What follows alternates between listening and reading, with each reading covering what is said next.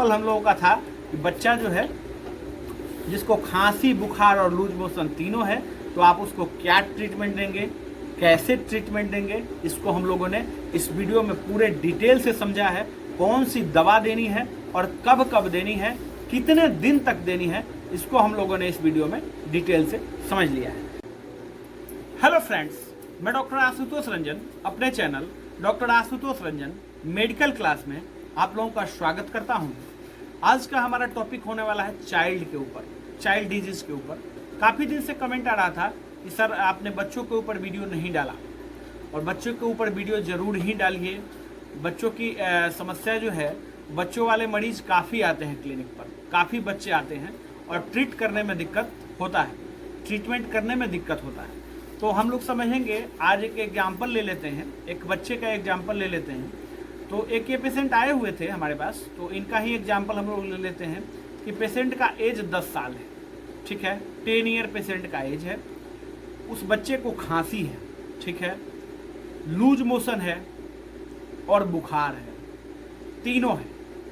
खांसी है, loose motion है, बुखार है, ठीक। तो आप कैसे ट्रीट करेंगे? और खांसी उसका पहचान में नहीं आ रहा है। सबसे पहली बात है कि खांसी उसका पहचान में नहीं आ रहा है। पेशेंट हमारे पास तीसरे बार जो है कि हमारे पास आया है, मतलब कि तीसरा डॉक्टर मैं हूँ जब पेशेंट मेरे पास आया हुआ है। 2 डॉक्टर से ट्रीटमेंट उसने करा लिया है। तो लूज मोशन तो पेशेंट का ठीक हो गया है, ठीक है, लूज मोशन पेशेंट का ठीक हो गया है, कंट्रोल हो गया है। बट रहा क्या है? खांसी और बुखार। खांसी और बुखार अभी भी है, और पेशेंट को जो है कि 13 दिन समय हो गया, पेशेंट को इलाज कराते हुए 13 दिन हो गया, और उसको खांसी बुखार अभी भी है। तो चलिए, आप लोग क्या ट्रीटमेंट देंगे ये भी मुझे कमेंट करके आप लोग बताइएगा। मैं तो ट्रीटमेंट आपको बताऊंगा ही, स्टेप बाय स्टेप समझाऊंगा क्या इसका ट्रीटमेंट आप लोगों को होना चाहिए। चलिए, क्या आप लोग ट्रीटमेंट इसको दें, कौन सा बेस्ट ट्रीटमेंट आप लोगों के लिए रहेगा। चलिए फ्रेंड्स, तो इसमें हम लोग समझते हैं। सबसे पहले हम लोग ऐसे करेंगे कि डायग्नोस तो हमको बनाना ही बनाना है। अब 13 दिन से पेशेंट आपके पास आया है, 13 दिन का पेशेंट है, तो उसका टेस्ट तो आपको करवाना ही करवाना चाहिए, फर्स्ट बात, ठीक है, टेस्ट करवाना चाहिए, ठीक। हाँ, तो टेस्ट क्या करवाना है? CBC, typhoid. विडाल तो मैं कहता नहीं हूँ, क्योंकि विडाल हमेशा पॉजिटिव ही आता है, ज़्यादातर केस में विडाल पॉजिटिव आता है, तो उसको ये छोड़ दीजिए। और खांसी बच्चे का नहीं ठीक हो रहा है, चेस्ट एक्सरे करवाने की ज़रूरत है। तो उसमें आप ये समझ पाएंगे, चेस्ट एक्सरे में मैं वीडियो बनाऊंगा, एक्सरे वाला भी वीडियो मैं स्टार्ट करने वाला हूँ कि आप कैसे चेस्ट एक्सरे देखेंगे। इसका भी वीडियो मैं स्टार्ट करने वाला हूँ कि आप चेस्ट एक्सरे कैसे देखेंगे। तो चेस्ट एक्सरे जो है, आपने चेस्ट एक्सरे करवाना है, तो उसमें आपको समझ में आएगा कि कौन सी खांसी है, बलगम वाली खांसी है या खांसी सूख गई है, ठीक है, ये चीज़ आपको देखने को उसमें मिलेगा। अब हम लोग देखिए, अब मेरे पास ये भी कमेंट आता है कि सर इतना टेस्ट मरीज नहीं करवा पाएगा, ठीक है, तो नहीं करवा पाएगा, मान के चलते हैं, तो ट्रीटमेंट बताता हूं मैं आपको। जो करवाता है उसके लिए भी ट्रीटमेंट बताएंगे, और जो नहीं करवाता है उसके लिए भी ट्रीटमेंट बताएंगे। दोनों ट्रीटमेंट हम लोग वीडियो में बात करेंगे। तो मुझे जहां तक लगता है कि जब 13 दिन पेशेंट को हो गया, तो पेशेंट आपके पास आएगा तो टेस्ट जरूर ही करा लेगा, और आपको कराना भी चाहिए, ठीक है। हाँ, पहले जान लेते हैं कि अगर पेशेंट ट्रीटमेंट टेस्ट नहीं करवा सकता है, ठीक है, या टेस्ट पहले से करवा चुका है, ठीक, पेशेंट टेस्ट नहीं करवाना चाहता है, तो फिर आपको क्या ट्रीटमेंट देना है? तो आपको ट्रीटमेंट पेशेंट को क्या देना है? सबसे पहले तो आप कफ पहचानने का कोशिश करिए, खांसी पहचानने का कोशिश करिए। जब आप स्टेथो लगाएंगे, आला लगाएंगे, आला जब आप लगाएंगे तो चेस्ट से आपको साउंड मिलने लगेगा। अगर देखिए, सिंपल 2 ही तरीका है। अगर घरघराहट की साउंड मिल रही है, ठीक, तो उसको बलगम वाली कफ है, ठीक।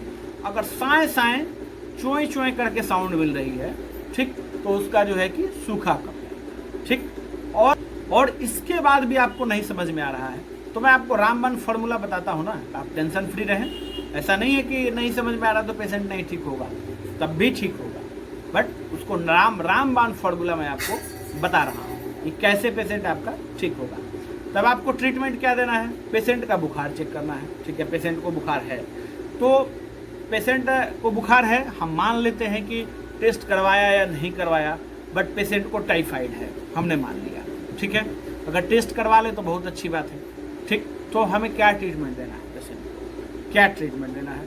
सबसे पहले स्टार्ट करेंगे हम लोग एंटीबायोटिक का सिलेक्शन करेंगे। ठीक है, तो एक ऐसा एंटीबायोटिक हम लोग सेलेक्ट करेंगे जो टाइफाइड को भी ठीक कर दे और आरटीआई में बहुत अच्छा रिजल्ट हो, और जिसका आरटीआई में बहुत अच्छा रिजल्ट हो। ठीक है, ईएनटी में भी रिजल्ट हो, तो गले के इन्फेक्शन की वजह से भी जो है उसको हो सकता है पेशेंट को खांसी नहीं ठीक हो रहा हो। ठीक, तो हम लोगों को सेलेक्ट करना है ऐसा एंटीबायोटिक। ठीक, ऐसा एंटीबायोटिक हम लोगों को सेलेक्ट करना है। तो उसके लिए हम क्या करेंगे, सबसे बेहतर जो है, और मैं काफ़ी इसको सपोर्ट भी करता हूँ, एजिथ्रोमाइसिन। ठीक है, एजिथ्राल आप जो है कि पेशेंट को देंगे तो टाइफाइड भी क्योर करेगा, और अगर ईएनटी का इन्फेक्शन होगा तो उसमें भी काम करेगा। ठीक है, तो पहला हमने मेडिसिन सेलेक्ट कर लिया एजिथ्रोमाइसिन। ठीक है, दूसरा मेडिसिन हमको क्या देना है, दूसरा मेडिसिन अब पेशेंट को कफ का देना है, खांसी का देना है। ठीक, तो हम ये मान लेते हैं कि आप पहचान ही नहीं पाए, सपोज करिए आप पहचान नहीं पाए कि पेशेंट को कौन सा खांसी है। ठीक, ये हम मान लेते हैं। तो आप क्या करेंगे कि पेशेंट को टस्क्यू एलएस सिरप या एम्ब्रोडिल एलएस सिरप का इस्तेमाल आपको करना है। पेशेंट का एज हम लोगों ने कितना जाना था, 10 साल। तो 10 साल का पेशेंट है तो 5 ml 3 बार उसको देंगे टस्क्यू एलएस। ठीक है, अब इसके बाद एक सिरप का और इस्तेमाल करना है।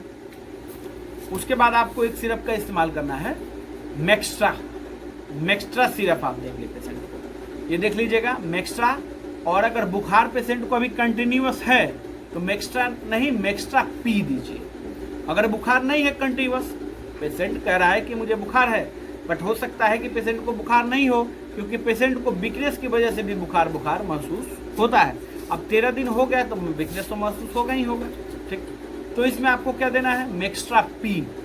आप क्या करेंगे, मैक्स्ट्रा पी को जो है कि पेशेंट को 3 बार करेंगे, सुबह दोपहर रात। इसको कितना देना है, 5 ml। ठीक, 5 ml आपको जो है कि मैक्स्ट्रा पी को पेशेंट को देना है, 5 ml 3 बार। ठीक, बट इसमें 125 mg ही पैरासीटामोल होता है। तो ये आप जिसको खांसी है उसको भी दे सकते हैं, और जिसको बुखार है उसको भी दे सकते हैं, और पेशेंट को अलग से 250 mg का सिरप आपको देना पड़ेगा कि अगर बुखार आता है तो आप ये 250 mg का सिरप 5 ml उसको दे दीजिएगा, और नहीं बुखार आता है तो नहीं दीजिएगा। ठीक, तो हम लोगों ने सेलेक्ट कर लिया, खांसी के सिरप को सेलेक्ट कर लिया, और हम लोगों ने क्या सेलेक्ट कर लिया, एंटीबायोटिक को सेलेक्ट कर लिया।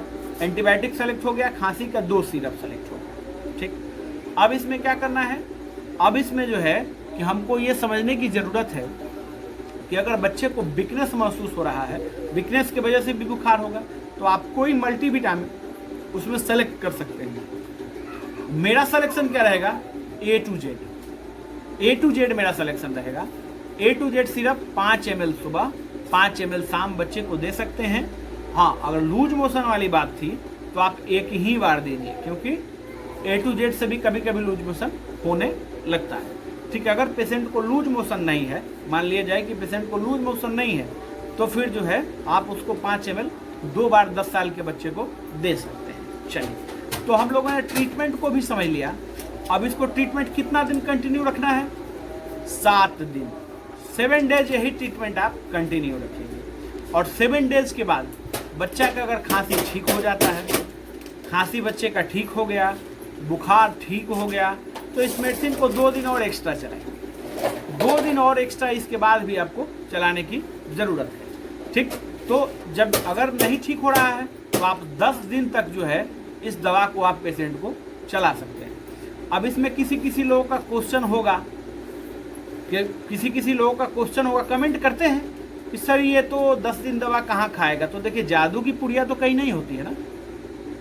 ऐसा कोई जादू की पुड़िया अगर आपके पास हो तो खिला दीजिएगा, दवा खिलाने की ज़रूरत ही नहीं है। और कभी मैं कमेंट देखता हूँ, कभी समय मिला तो मैं कमेंट देखता हूँ, ऐसी बात नहीं है कि इतना महंगा दवाई। अरे जब पेशेंट परेशान होगा तो दवा तो खरीदेगा, महंगा हो या कम हो। तो आपके यहाँ पेशेंट क्यों नहीं ठीक होता है? आपके यहाँ इसी चलते पेशेंट नहीं ठीक होता है। आप सोचते हैं कि इतना महंगा दवाई मरीज को लिख देंगे तो मरीज ये सोचेगा कि बड़ी महंगा डॉक्टर है। मरीज को उससे मतलब नहीं है, मरीज को ठीक होने से मतलब है। अच्छा, आपके यहाँ फिर ऐसा हुआ और मरीज जाके टाउन में क्या करता है, 10-10 हज़ार रुपये का दवा खरीदता है कि नहीं, खरीदता है ना, तो आपसे भी खरीदेगा, 10,000 का तो नहीं खरीदेगा, ठीक, बट जो उसको जरूरत है एक्स्ट्रा दवा उसको नहीं लिखे। ये ध्यान रखें, प्रैक्टिस आप करें तो ईमानदारी से करें, उसको एक्स्ट्रा दवा नहीं लिखें। एक्स्ट्रा कहने का मतलब जिसकी जरूरत ही नहीं हो उस पेशेंट को दवा आप नहीं लिखें, ये ध्यान रखेंगे।